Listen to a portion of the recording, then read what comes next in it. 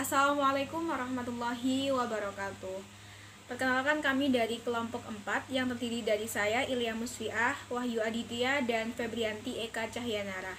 Di sini kami akan membahas tentang materi yang berjudul Metodologi Manajemen Proyek, mata kuliah Manajemen Proyek, Program Studi Manajemen Pendidikan Islam, Fakultas Tarbiyah dan Keguruan, semester 5 UIN Sunan Ampel, Surabaya.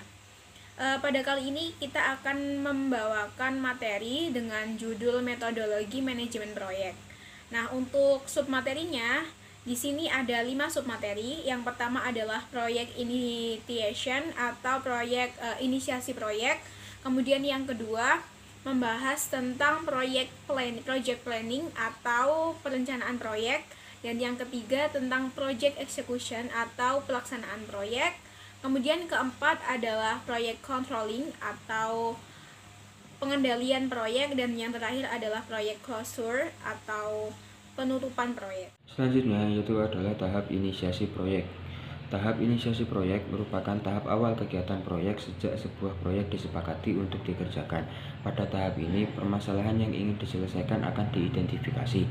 Beberapa pilihan solusi untuk menyelesaikan permasalahan juga didefinisikan. Sebuah studi kelayakan dapat dilakukan untuk memilih sebuah solusi yang memiliki kemungkinan terbesar untuk direkomendasikan sebagai solusi terbaik dalam menyelesaikan permasalahan.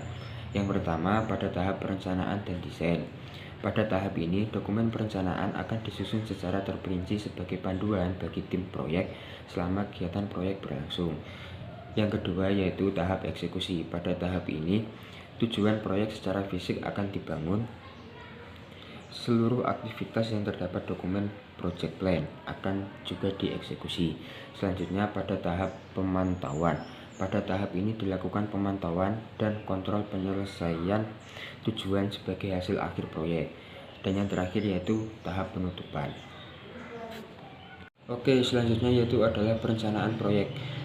Perencanaan proyek merupakan tahap awal dalam mekanisme pengelolaan komunikasi atau informasi. Jika perencanaan disusun dengan baik dan matang, maka pada hakikatnya pelaksanaan komunikasi itu sebagian telah dianggap berhasil. Sebaliknya, bila perencanaannya kurang mantap dan tidak seksama, maka sulit untuk mencapai tingkat keberhasilan secara optimal. Bahkan, mungkin cenderung mengalami kegagalan atau hasilnya sangat minimal. Harold Koch mengemukakan beberapa langkah proses perencanaan proyek sebagai berikut. Yang pertama, menentukan tujuan-tujuan. Tujuan ini biasanya ditetapkan pada awal mula usaha yang ditetapkan pada tingkat puncak, kemudian ditentukan dari bagian-bagian organisasi yang lebih bawah. Yang kedua, menetapkan premis-premis. Premis adalah semacam ramalan tentang keadaan-keadaan atau kenyataan-kenyataan dari kebijaksanaan yang mungkin akan dapat dilaksanakan untuk waktu yang akan datang, hingga dengan mudah dapat dikatakan bahwa premis ini memberikan gambaran tentang keadaan yang diramalkan atau diharapkan akan terjadi pada waktu yang akan datang. Selanjutnya, mencari dan menyelidiki beberapa kemungkinan rangkaian tindakan yang diambil. Kemungkinan-kemungkinan tindakan itu ada yang jelas dapat segera diketahui, tapi manajer yang bijaksana akan lebih bijaksana lagi apabila tidak mencari kemungkinan-kemungkinan tindakan yang tidak dapat dilihat keharusannya. Oke, mungkin bisa dilanjut oleh pemateri lainnya.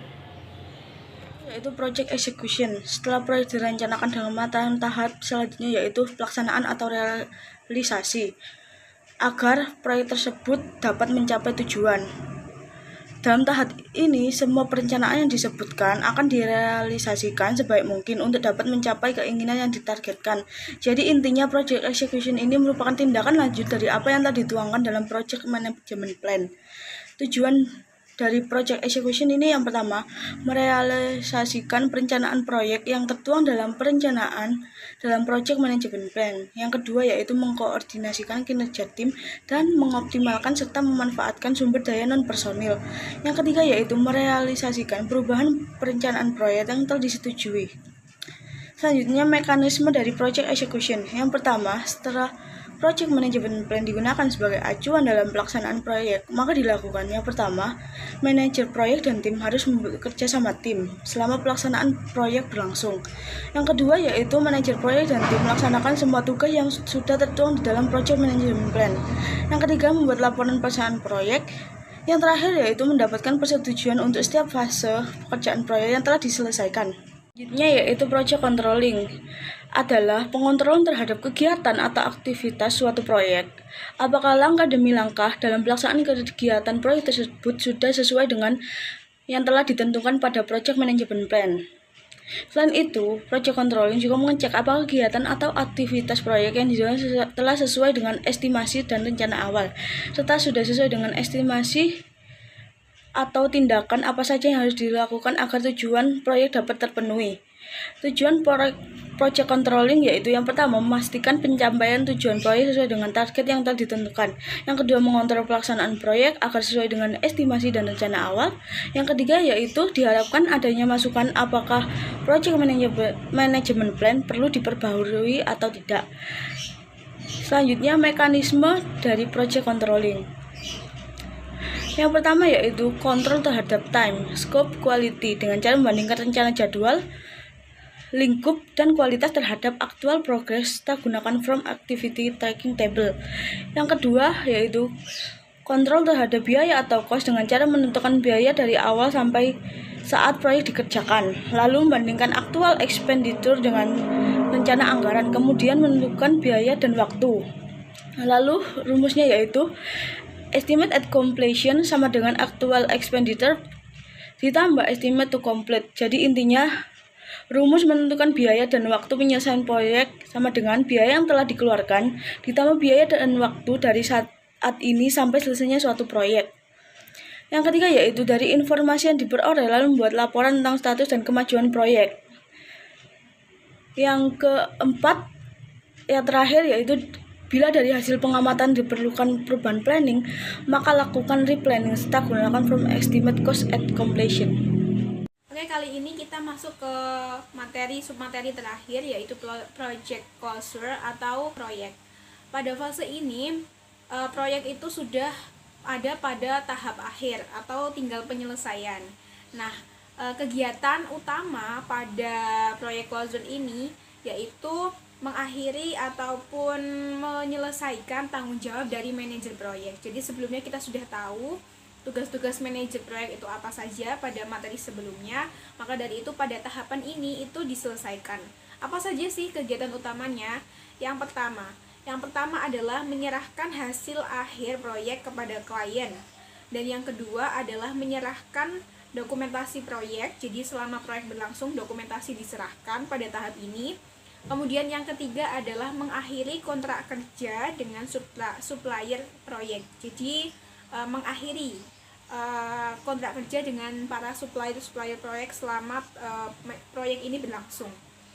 Kemudian yang keempat, melepaskan sumber daya yang digunakan dalam proyek. Jadi seperti halnya karyawan-karyawan, kemudian entah itu bahan-bahan yang masih tersisa ataupun sebagainya, pokoknya diakhiri pada tahapan ini. Selanjutnya yaitu mengkomunikasikan penyelesaian proyek kepada semua pemegang saham. Jadi selama proyek berlangsung ini kita komunikasikan penyelesaian dari proyek ini tuh seperti apa ke pemegang saham. Dan setelah itu mengadakan post implementation review atau mengukur tingkat keberhasilan proyek saat ini secara keseluruhan. Jadi mengukur ataupun menilai-nilai kembali tentang keberhasilan dari proyek yang sudah dilaksanakan. Dan yang terakhir adalah, ini yang paling penting, yaitu membuat laporan formal mengenai pengalaman yang didapatkan dari proyek ini untuk digunakan dalam proyek mendatang. Jadi kita membuat laporan dalam bentuk tulisan secara formal mengenai pengalaman yang didapatkan ataupun proses yang didapatkan selama proyek ini berlangsung, untuk tujuannya untuk proyek yang akan datang. Seperti itu. Mungkin itu saja penjelasan dari kami mengenai materi metodologi manajemen proyek. Kami dari kelompok 4 mengucapkan banyak terima kasih kepada teman-teman yang sudah menyaksikan video ini dan juga kepada semua yang sudah mendukung dalam pencarian referensi dan sebagainya. Kami mengucapkan mohon maaf apabila ada salah kata selama penjelasan. Cukup sekian, wassalamualaikum warahmatullahi wabarakatuh.